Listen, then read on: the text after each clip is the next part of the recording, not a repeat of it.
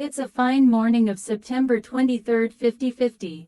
People have just woke up and, after having their breakfasts, moving to the rooftops of the houses located on the brinks of an artificially built lake in the suburbs of an old town, probably Auckland, to have a view of the rarest sunrise at sharp 6:10 a.m., as the sun is going to appear after 2 days or 48 hours on day after tomorrow, instead of routine appearance of 24 hours, and this land of the rising sun will, in fact, become land of the setting sun, as far as time clicking is concerned, because east and west are going to be swapped and this town will be exchanged with a town of Norway, probably Oslo, in the far west, where a parallel ceremony is going on to witness the last sunset, at 7:40 p.m., as from day after tomorrow it will become land of the rising sun.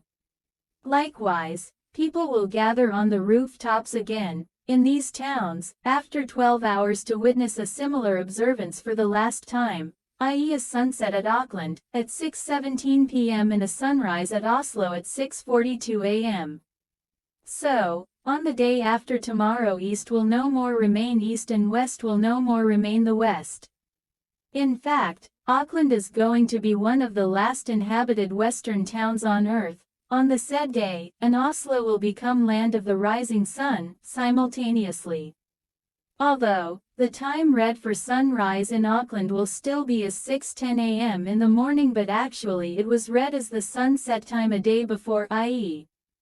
6:17 p.m. while there in Oslo it will be vice versa, i.e. 7:40 p.m. becoming 6:42 a.m. now, but read for the day and night accordingly. Town authorities have, therefore, informed the people that this big, but once in millions of years, 1800 flip in Earth's rotation may start just after the sunset at Auckland and a parallel sunrise at Oslo. Unfortunately, people are not going to stay on Earth to enjoy all that, as cosmic experts feel there may be excessive emission of gamma rays, or cyclones all around and similar other unforeseen magnetic disruptions. Those might damage the houses in the towns, or disturb Wi-Fi networks along with radio frequencies allocated to Earth states, and they won't have time to rescue the people. They don't want to repeat the last millennium hue and cry incident when a nuclear power plant blasted close to a continental center, damaging the nearby buildings, and people were left helpless under the debris. Although Auckland Lake is filled with heavy water, and so are other communities' lakes, and can absorb any neutron radiation emitted in this incident, the authorities want to be on the safer side by evacuating Earth towns, in totality, and return back to the same when things have settled down. All the cosmic activities are now controlled by a unified global authority, UGA, through a Mars-based high-intensity remote control space station that falls almost in the middle of the solar system, extending on one side up to Mercury, close to Sun, and Neptune on the farther side. They have decided for automatic resetting of computer time, that is supposed to tick slightly faster now, and so, days will be 2 minutes shorter on average, considering the previous revolution. So, people have been asked to keep their digital machines on till the next evening that used to be a morning just a day before, for instant boosting of the same when things have settled down. Although this flipping of sides may cause some disturbances, it is being considered beneficial for readjustment of Earth's center that has moved from the original position due to excessive mining of underground oil, minerals and water pumping. Besides, climate optimization is expected due to reduction in greenhouse gases and other polar effects, so that barren lands will become useful in the deserts or polar regions, and beaches would be secured from retrieving of oceans, rendering valuable lands useless. Once, these changes used to be uncontrollable, but now scientists have found ways to control such deviations. They can readjust solar planets' positioning, through remote-controlled movement of nearby artificial satellites, thousands in number now. Those may be synchronized to apply extremely high gravitational and magnetic fields required for these relocations in collocation with tidal locking of respective moons. After repeated experimentation on Venus and Mars, they have been able to correct the awkward tilt in rotations alongside reversing the natural spins of these planets, thought to be responsible for dust cyclones and blustery climate here, restricting these globes to ill-assorted for life. Now these planets rotate clockwise, contrary to others in the solar system including Earth, resulting in human-friendly environments wherein vegetation or cattle farming have order of magnitude higher yields, as seasons can be controlled through artificial rains, as these soils are rich in minerals those have never been utilized. Most of the population from Earth has moved there due to better living conditions, observed throughout the year, like temperature between 17 to 20 degrees Celsius, 25% oxygen content in the air, condensed drinking water free from all sorts of pollution, medium calories food with extraordinary tastes, soft sunlight all the day and sharp moonlights equally good for outdoor gatherings in the night, a fragrant breeze comforting 24/7. Troposphere has extremely low methane signatures as no fossil fuels are used, and the two extending up to 100 kilometers above the surface, against that of Earth having merely 15 kilometers troposphere, keeping air pressure and temperature almost the same as that of the surface, making parasailing comfortable. That is a common entertainment for people living close to artificially built heavy water lakes. Those were actually excavated to absorb gamma rays emitted from the nearby power plants, but now mainly used for this fun activity, the only precaution being no drinking of the heavy water, more than a few sips. Runways have been built close to the lakes for takeoff and landing of small planes to facilitate people for this fun activity. After successfully adjusting awkward tilt in Venus and Mars, scientists feel confident to reset Earth rotation during this natural spin shifting, either by applying one-time gigantic energy to the tune of 2.138*1029 J, or prolonging the spin by slowing down the Earth rotation on its axis almost 365 times so that its speed will be reduced to merely 4.383 km per hour from 1,600 km per hour. But the day will appear after a year before getting back to a normal day length, when the clockwise speed will be restored, with a difference of just 2 minutes or 2 days added to the year. In the second option they need just 1/365th times energy, instead of the gigantic jerk they applied on Venus and Mars to reverse their spin. They have also worked out other options by synchronizing gravitational and magnetic forces through artificial satellites orbiting around Earth, with tidal locking of Moon, which looks the easiest and reliable choice now, as researchers have gone through that many times by simulating relevant algorithms. Those have been developed and tested many times on other planets. Anticipating this long-awaited shifts in Earth's rotation, these algorithms for Earth have also been verified beforehand, wherein air densities are controlled in the troposphere by repeated heating and cooling of air pockets to optimize the potential energy, through expanding or compressing of normal pressures, so that reverse spin doesn't cause any turbulence in these zones, and compactness is maintained within the stipulated ranges, wherein spin top effect is minimized or reduced to zero when Earth stops rotating before reversing to clockwise spinning. Likewise, the reverse spin will be slowly brought back to normal speed by controlling the troposphere and bulk soil densities, both on the surface and deep inside the crust. Although wrist mobile phones already have most of the software functions used in interplanetary traveling, some new have also been installed to cater the upcoming needs of inter-satellite connectivity, as many facilities have been developed on other planets now. Those were difficult to improve here on Earth due to its awkward positioning, climate, and tidal locking with Moon. In Auckland and Oslo, people have been informed that all the electrical, photovoltaic and Wi-Fi connections will be disconnected prior to these adjustments, so they must be ready to board spaceships standing close to their houses in case an emergency arises, and the communities have to move to Mars, where all the residential arrangements have already been made, like those of the Earth, for a temporary or permanent stay there. This exercise has been done many times before, and people enjoyed previous trips sponsored by the states. But now there is going to be a big shift in the rotation of Earth, with exchange of day and night times, and no one can predict the after effects of all this activity, being thought necessary for human survival, on Earth, that has lost its natural balance in the course of millions of years. A spaceship takes almost a month now to land on Mars, so all the necessities have been stockpiled in these ships for the journey. Furthermore, couple of years' food stocks have also been shifted there in case the problem prolongs or something unforeseen delays the return back to the Earth. Trips to nearby planets are usual for the people now, and they are well aware of the related gravity changes and time dilation effects. Proper equipment has been provided to the people for water vapor condensation and conversion of carbon dioxide to oxygen, as these essentials are rare on Mars.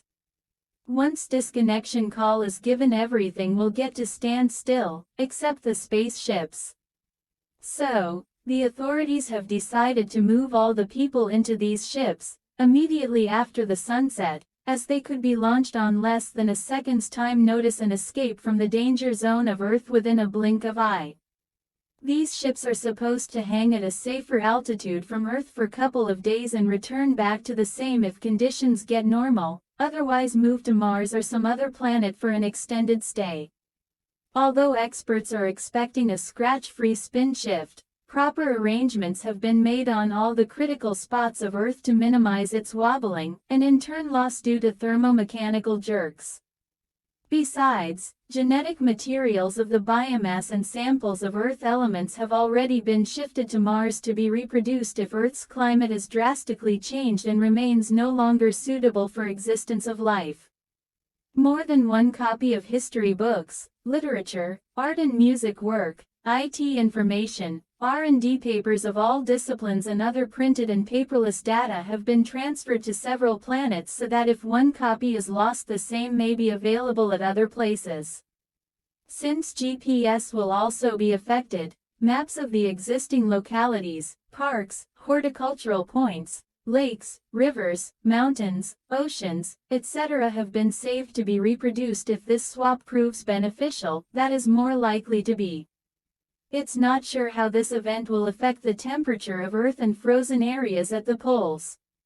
Rains in tropical areas may decrease or cease at all due to drastic drop in temperatures, and glaciers in Arctic regions may melt down to cause heavy flooding uncontrollable by the available means, eroding landscapes in hilly areas and depositing unwanted minerals in fertile lands, rendering the same unsuitable for cultivations. While recorders have been planted at crucial points to monitor critical changes in Earth's magnetic field, still there is a possibility that they may not work due to earthquakes. Those could occur during tectonic plates movements to release excessive stress accumulated at continental contact points that would send shock waves through Earth's crust, demolishing everything coming in its way. This could be devastating not only for the temporarily placed sensors but also the permanent labs located throughout the continents. A secondary placement of these sensors has also been done, almost 1 meters deep, to record changes in magnetic moments at this unique event. Authorities, on the scarcely populated Earth, are confident that communities are well concentrated in the continent's central areas only, as most of the people have moved to other planets, and they won't have any problem moving all the residents into the spaceships for onward shifting to Mars or some other planet of their choice. Altogether, they have arranged 5 big ships, one at every continental center, for this emergency trip to the planets. All the fellows have been given spacewalk trainings along with familiarizations in zero magnetic or air pressures, as most of the planets have lost these forces considered necessary for survival on Earth.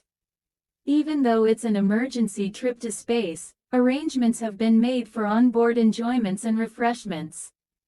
Besides, stopovers at islands close to the planets or alien space stations have also been planned to familiarize the fellows from Earth with a different gravity and social environment in the space before they land on a nearby planet. As such, a list of expected stopovers and fun activities during the voyage has been shared with the people boarding the ships. Live connectivity to other planets will be available throughout the journey, and all musical or other amusement shows happening on solar planets shall be flashed on the screens of these rocket capsules traveling as fast as close to the speed of light. Since aliens also live on the solar planets alongside human beings, some amusements have been arranged with them, including a dinner on Mars's North Pole and various drink and dance parties at the stopover points close to different planets. Aliens do not eat cooked meals and take their diet mainly as fresh fruits and drinks. Their fruits are seedless and grown on the islands close to the planets, but inside space tunnels, while drinks are generally cocktail condensed of the traces of juices vapors, evaporating from different planets, lost to space for various reasons, the main being decreasing strength of core magnetic fields of these planets. These drinks have extraordinary tastes, not available on Earth, and many other qualities including no thirst feelings or cravings for longer periods of times, protection from ultraviolet or radioactive rays, and overactivation of vision to see the dark matter. One such famous drink is Silverstein, after the name of an alien who infused it from certain herbs, brought from Earth sometime in the past, but now made locally in a better taste from the condense of vapors under certain frequencies of ultraviolet rays. In aliens gathering, this is a standard drink now, like the orange juice we have here in our parties, generally offered while receiving the guests on most of the solar planets. Aliens also like topazo fruit the most. This yummy berry is eaten afresh and grown inside space tunnels of their heavens, which they call as burrows, to avoid penetration of ultraviolet rays that can spoil it. Third most popular food is a honey-like pie, called bonbon, but served in solid cubes of purple color. Aliens do not use fork and knives, nor do chewing, as their food is very soft that's immediately absorbed in the mouth.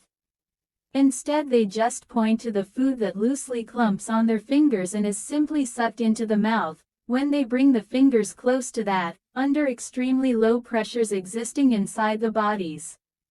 Since rays cyclones can start at any time in open space, these gatherings do not last more than an hour, considering from clicking of Earth's time clock. However, inside their heavens it may last for indefinite time, as they don't get tired nor do they sleep.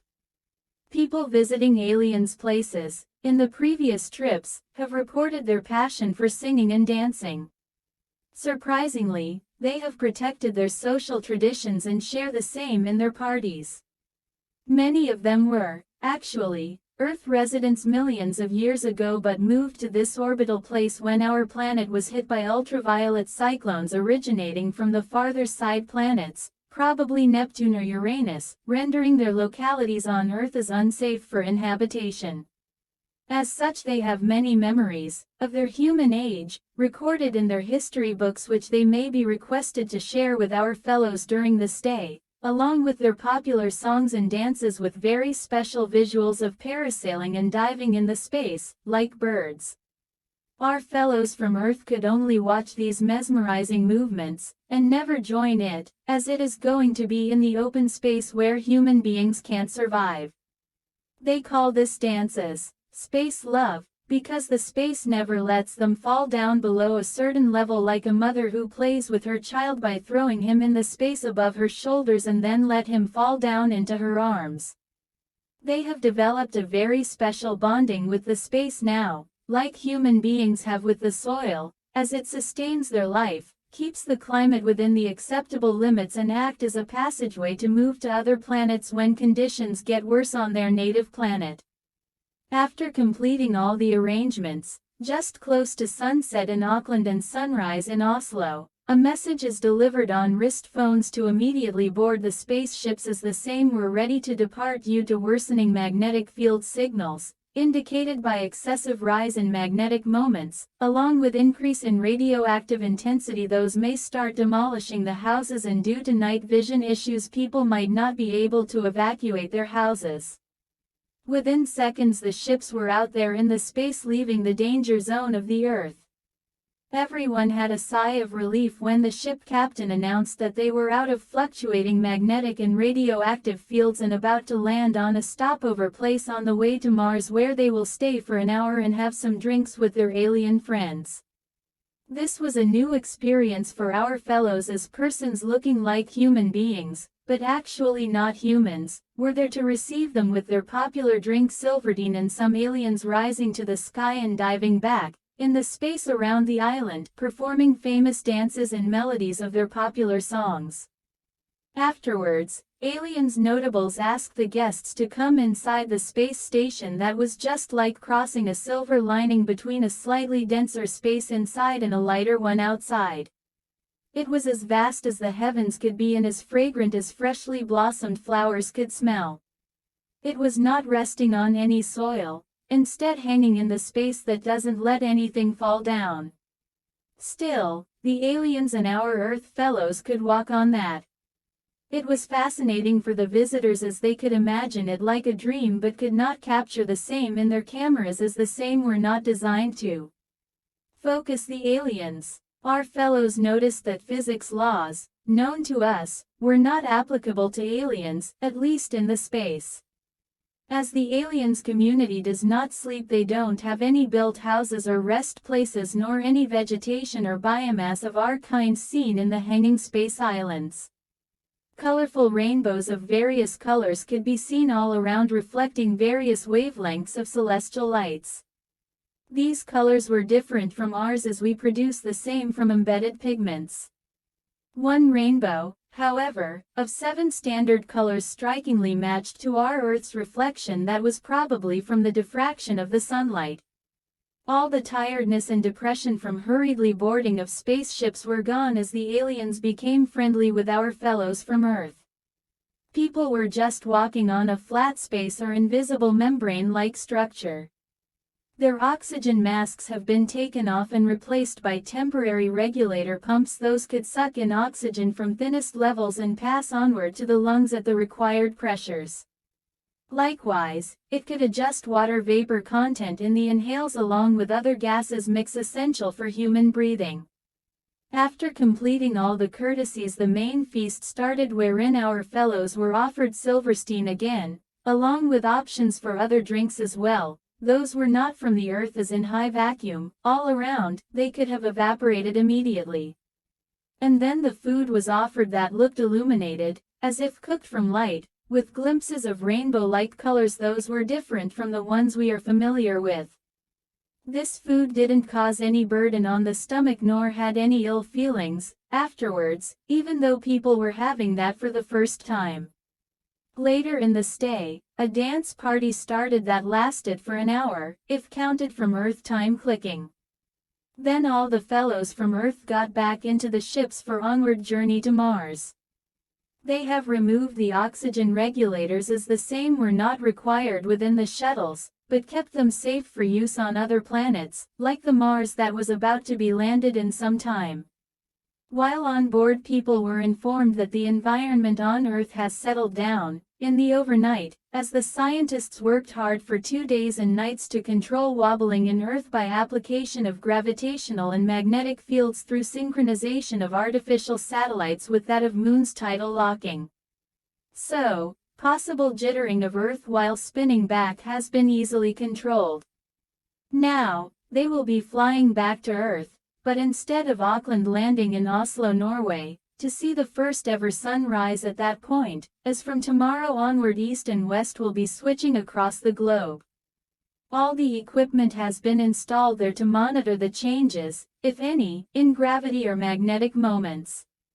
Besides, a gathering has been arranged there to celebrate this historical moment, inviting all the great scientists and other notables on Earth. This ceremony will be flashed on the alien space stations, as well, through high-frequency transmitters, and awards will be given to the scientists who did all that without a scratch to any building, and now human beings can again live here for another couple of million years, enjoying timely seasons and heavier crop yields than the previous ones. Besides, people moved to other planets may also be shifted back to live here happily ever after. With that, the trip is accomplished and the story comes to an end.